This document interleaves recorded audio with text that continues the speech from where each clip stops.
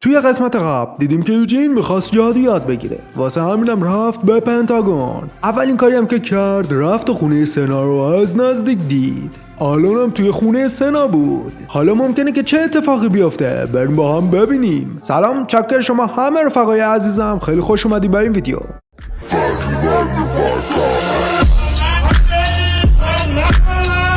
یوجینم دیگه وارد خونه سنا شده بود و همینجوری داشت قدم میزد. عمارتش هم خیلی بزرگ بود. مردم هم میگفتن که سنا 100 سال توی این خونه زندگی کرده بود. لامصب 100 سال. توی خاطراتش هم سنا داشت از یوجین یا همون حامل میپرسید که برای آیندهش آیا برنامه‌ای داره یا که نه. حاملم مثل اینکه دستش زخمی چیزی شده بود داشت دستشو میبست و میگفت چرا اصلا این سوال رو ازم پرسیدی؟ سنا میگفت چون دارم میبینم توی بهترین سالای عمرت داری جوونی تو توی این گهدونی میریزی و مثل سگ کار میکنی. بعد از اینکه این قضیه تموم شد باید به فکر خوشبختیت باشی و بری دنبال آرزوت. حاملم میگفت این سوال عجیبیه، تا حالا حتی بهشم فکر نکرده بودم که میخوام بعد از اینجا چی کار کنم. سنا هم یه اشاره به مالون میکنه و میگه اون مالون قرمساق گفته که قصد داره یه پادشاه بشه. حاملم میگفت فکرشو کن که اون احمق یه پادشاشه. من اصلا باورم نمیشه که اون بتونه یه پادشاشه. سنا هم میگفت ولش کن، بالاخره اونم آدمه و این آرزوشه. حاملم یهویی میرینه تو خودشو میگه ای سنا نکنه مستی داری این حرفا رو میزنی؟ دستامو ببین از ترسالم میلرزن. مثل اینکه قبلا خود حامل این حرفا رو زده بود و الان فکر میکرد که اون مسته، به خاطر همینم داره این حرفا رو میزنه. یهویی هم سنا ریده میشه تو اعصابش و میگفت توی آشغال عوضی دارم جدی حرف میزنم. حاملم میگفت حالا که اینطوره خودت برای آینده چه برنامه‌ای داری؟ با این حرف حاملم مثل اینکه سنا ناراحت میشه و میگفت یه زندگی معمولی میخوام، مثل بقیه ازدواج کنم، بچه دار بشم و بعدش تبدیل به یه مادر بزرگ شم و پیر بشم. این آرزوی منه.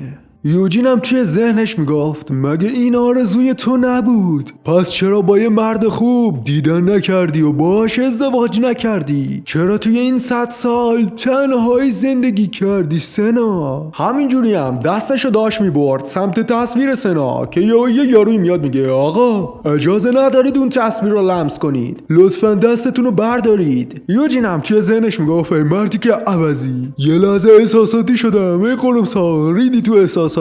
به هر حال من اینجا نیومدم که این نقاشی ها رو نگاه کنم. یه کتابخونه توی زیر زمین این عمارته، باید برم اونجا. چند دقیقه هم میگذره و مثل اینکه یوجین دیگه رفته بود توی کتابخونه عمارت. همینجوری هم داشت کتابا رو لمس میکرد تا یه سرنخی پیدا کنه. معتقد بود که حتما سنا یه سرنخی گذاشته و بعدش رفته. که یهویی بازم یه نفر میاد و میگه جناب آقای محترم اجازه ندارید که به اونا دست بزنید. یوجینم عصبانی شده بود و میگفت این مردی که قرمساق دستم بهشون نخورد که چرا اصلا نمیتونم بهشون دست بزنم. توی ذهنشم میگفت پس که نمیتونم بهشون دست بزنم یعنی نمیتونم اونا رو باز کنم که یه سرنخی پیدا کنم. پس حالا که اینطوره باید به عنوان کتابات دقت کنم و اونا رو توی ذهنم بسپارم. اصلا صبر کن ببینم یه گردن بند با خاطرات جعلی که حتی توی خزانه‌ام ثبت نشده بود. همین که وارد خزانه شدم این گردن بند پوسیده به چشمم خورد و توجهمو جلب کرد. یعنی همه اینا اتفاقی بوده؟ اصلا اینا با حق جور در نمیاد. شاید همونطور که طوفان تونست منو بشناسه، گردن بندم به خاطر تشخیص روح حامل بود که اینطور جلوم ظاهر شد. به هر حال اینا اصلا با حق جور در نمیاد. یکی باید توی تناسخ من دست داشته باشه و اگر کار سنا باشه باید از خودش یه سرنخی گذاشته باشه. اون سرنخ ممکنه که هر چیزی باشه، ولی من همه جای این عمارتو گشتم، کتابخونه، اتاق خواب و همه اتاقای دیگه، ولی چیزی پیدا نکردم. این سردرگمی داره کلافم میکنه، لعنت بهش. پس هر کاری که بخوام انجام میدم. اگه واقعا ازم چیزی خواسته بودی باید درست پیغامتو میرسوندی. اگرم کسی بهم چیزی نگه از کجا بفهمم که چی ازم میخواستی؟ یهویی یوجین با یه حرکت حماسی سیاسی میگه هی سنا سنا بیا اینو بگی بکن تو حلقت. اگه از انگشت وسطم خوشت نمیاد پس خودت بیا منو پیدا کن قرمساق. البته اگه تو الان زنده مونده باشی. راهنمای یوجینم بدبخت دهنش سرویس شده بود و میگفت باید از امارات خیلی لذت برده باشی قرمساق که تا الان داشتی همینجور توی امارات پرسه میزدی. توی ذهنش هم میگفت اصلا کی فکرشو میکرد این قرمساق منو تا غروب اینجا نگه داره. دهنم سرویس شده ریدم تو حلقت. یوجینم میگفت پس اینم انامت به خاطر اینکه همینجور تو رو منتظر گذاشتم. راهنمای یوجینم میگفت خب الان میخواید که کجا ببرمتون؟ از اونجایی هم که اینجا یه محل توریستیه اطرافش کلی رستوران عجیب غریب هستا. دوست دارین که برین یه سر بزنین؟ یوجینم میگفت اصلا دیگه نیازی نیست که راهنمایی میکنی. بعدش هم بیا همین الان بریم به برج قرمز.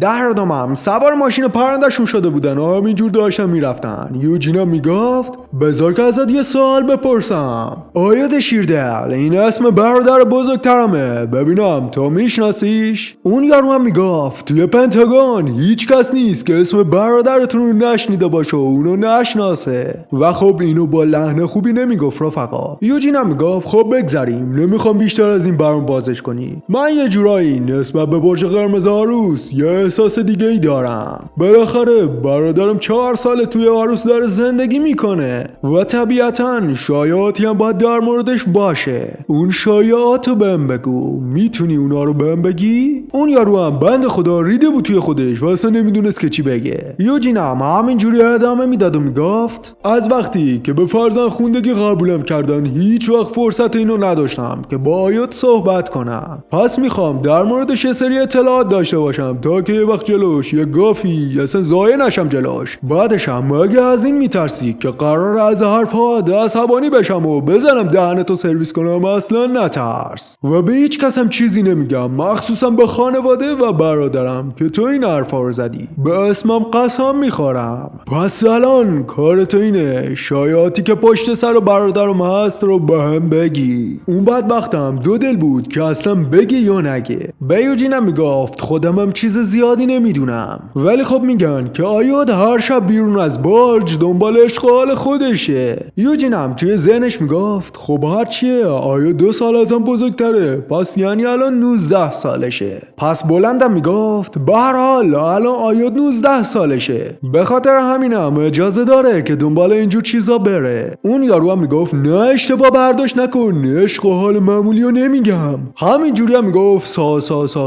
بله سا میگفت. یوجین هم میگفت سا دیگه چه گفتیه؟ نکنه منظورت ساکیوبسه؟ بله رفقا، همونجور که از ابهت ساکیوبس میدونید یه شیطانیه که گول مردم میزنه و باشون کار بد میکنه. کارش همینه. یه هایم یوجین عصبانی میشه میگه این برادر دیوونه منه، عوضی ما حتی داخل علموس هم نیستیم، یه ساکیوبس اینجا چی کار میکنه؟ بگیرم ترتیب تا از پایین بدم اون یارو هم بدبخت ریده بود تو خودش میگفت آروم باش تو رو خدا، گو خوردم اصلا اینو خودم از خودم در آوردم، آروم باش. شاید توی هلموس نباشیم ولی ما اینجا یه برج سیاه جادو داریم. نه تنها جادوگرای سیاه زیادی اونجا هست بلکه شیطانای زیادی هم اونجا هستن. یوجین هم اصلا مونده بود که باید الان چیکار کنه و میگفت یایود ای خاک تو سرت، پس تو داری میگی که برادر بزرگ من با ساکیوبس از برج سیاه داره قرار میذاره، درسته؟ اون یارو هم میگفت بخوام روک بت بگم قرار گذاشتن نیست به خدا، برای کارا بده. بالاخره توی هر شهری از اینجور محله ها هست. توی عروس هم یه خیابون هست که واسه اینجور کارا استفاده میشه، کارای شیطانی. اون خیابون بیشتر به بازار سیاهش معروفه ولی یه سری مغازه‌های ناپاک قرمساق هستن که ساکیوبس اونجا بهت خدمات میده. حالا رفقا شما دوست داشتی اون ساکیوبس قرمساق بهتون چه جور خدماتی بده؟ حتما کامنت کنید. حالا بگذاریم. یارو هم همین جوری ادامه میداد و میگفت یه شایعات هستن که میگه جناب آیود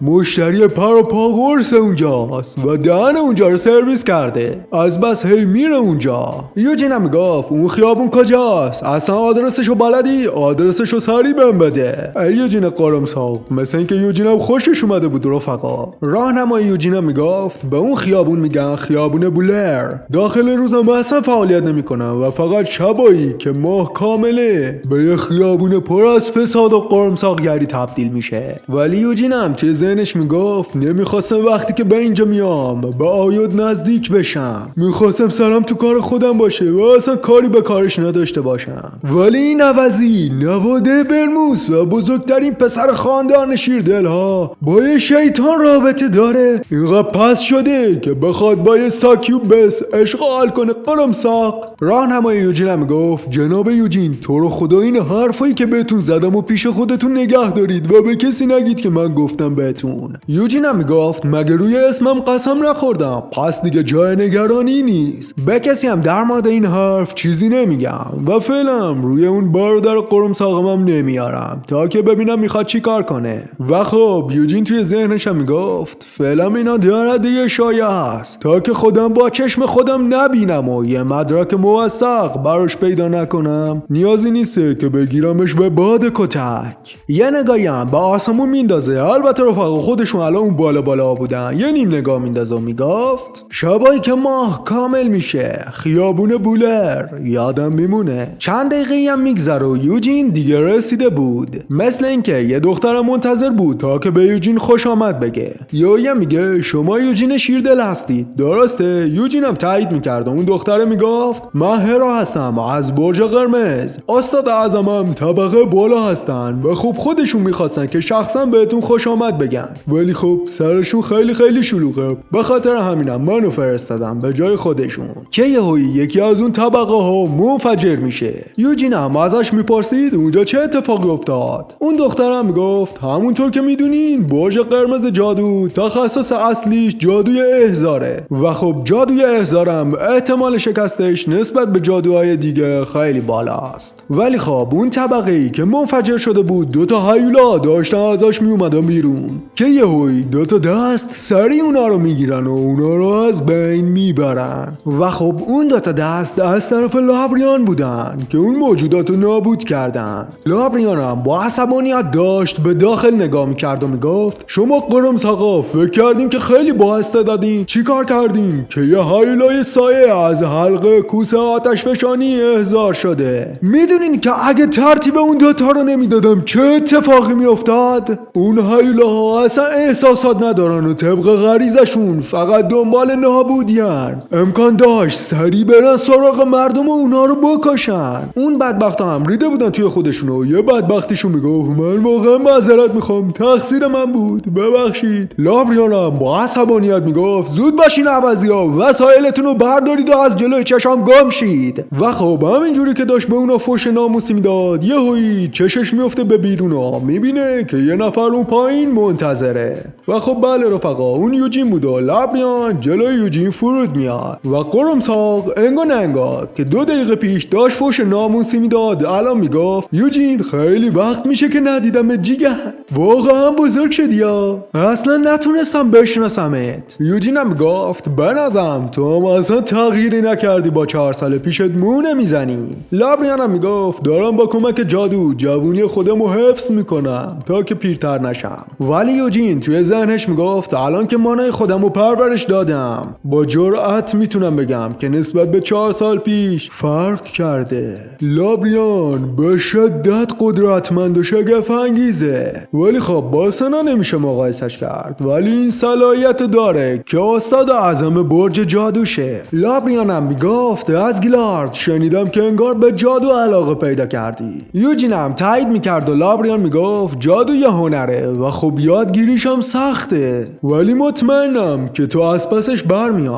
که یهویی وسط حرفاش از پشت سرش یه صدایی میاد و در باز میشه. لابریان هم با یه چهره ترسناک میخواست بگیره یارو جر بده و خب اونم کسی نبود به جز آید شیردل. همینجوری هم داشت جیغ میزد و خب ریده بود توی خودش. یوجین هم تا که اونو میبینه میگفت قرمساق عوضی پس راست بوده، حتی یه بچه کوچیکم میتونه تشخیص بده که تموم جوهره بدنش توسط ساکیوبس کشیده شده. لابریان هم میگفت آید بیا بیرون و به برادرت سلام کن. آید هم بدبخت گوزگیج بود و میگفت اصلا نمیدونم چی بگم، نمیدونم خیلی گیجم. یوجین هم با عصبانیت میگفت سلام برادر، خوشحالم که دوباره دارم میبینمت. آید بدبختم تو خودش ریده بود و همینجوری داشت به یوجین نگاه میکرد. کرد. که یه هایی لابریانم میگه منتظر چی هستی؟ اگه اینجا کار تموم شده برو بالا و یکم مطالعه کن. آیادم به حرف لابریان گوش میده و سریع از اونجا میره. لابریانم میگفت انگار بهت یه صحنه ناخوشایند نشون دادم یوجین. یوجینم میگفت هیچ مشکلی نیست. لابریانم از یوجین میپرسید طبق چیزی که گیلارد بهم گفته انگار نمیخوای که از من مستقیما جادو یاد بگیری. یوجینم میگفت میدونم سر شما خیلی شلوغه، پس نمیخوام که شما رو به زحمت بندازم. فقط هم این نیسته، اگه از شما مستقیما جادو یاد بگیرم ممکنه خیلی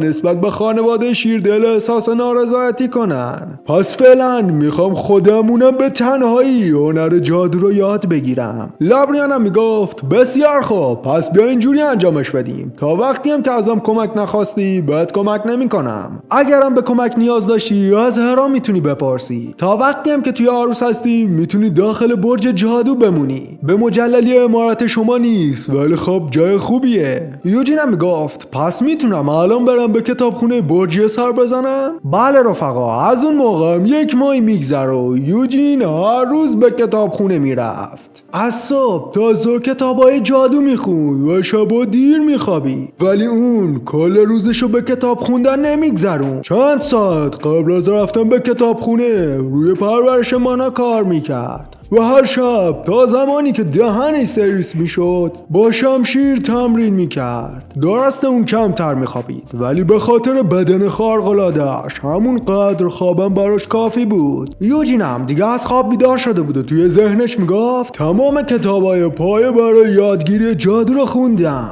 الانم وقتشه که برام یه تستی کنم. 300 سال پیش سنا یه روش برای جادو تعیین کرد. از همون اول این روش فقط مختص خودش بود، ولی وقتی تبدیل به استاد اعظم برج شد تعداد زیادی از جادوگرای عروس شروع به دنبال کردن این روش کردن. اسم اون روش هم حلقه بود. با اتصال مانا با بدن و چرخش داخل اون جادو شکل می گرفت. با این روش هم وقتی مانای یه حلقه از حد خودش فراتر میره یه حلقه دیگه تشکیل میشه، مثل همون روش شیردلها. حتی با اینکه 300 سال گذشته بازم جادوگرها از حلقه ها استفاده میکنن. تنها جادوگرایی هم که این کار رو انجام نمیدن کسایی هستن که اساس جادوشون از دم متفاوته، مثل جادوی المنتال یا جادوی سیاه. در ادامه هم یوجین رسیده بود پشت یه در رو داشت باز میکرد تا که برسه به هرا. ازش هم داشت میپرسید طبق روال عادی با حلقه قرار انجامش بدیم، درسته؟ هرا هم میگفت درسته، ولی به جز حلقه روش‌های دیگه هم هست.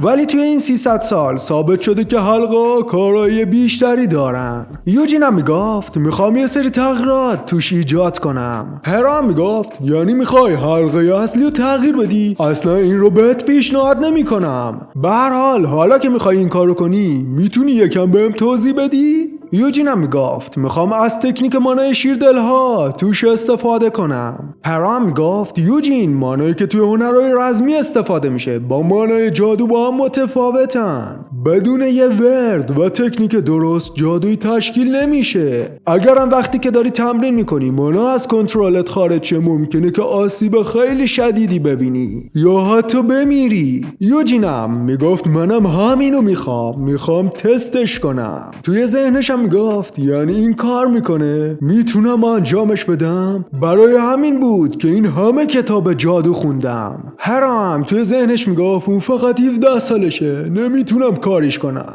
به هر حال با چشم خودش میبینه که این اتفاق نمیافته، بالاخره براش هم یه تجربه میشه. پس به یوجین میگفت بسیار خوب بیا که با هم امتحانش کنیم، ولی اگه ببینم که اوضاع داره خطرناک میشه سریع دخالت میکنم، فهمیدی؟ اگر آسیبی ببینی فقط به پای من نوشته نمیشه یوجین، بلکه پای استاد اعظم به این ماجرا باز میشه، برای اونم درد سر میشه. یوجینم میگفت متوجه شدم، پس دیگه بیا شروع کنیم. مثل اینم که داشت اون کار رو انجام میداد و خب هرا هم ریده بود توی خودش. حالا ممکنه که توی قسمت بعد چه اتفاقی بیفته؟ آیا یوجین موفق میشه یا که نه؟ همه اینا رو با هم توی قسمت بعد خواهیم دید. مرسی که تا اینجا ویدیو با من همراه بودی. اگه از ویدیو خوشت اومده انگوش کن اون لایک خورم ساقو. تا ویدیو بعدی فعلا بدرود.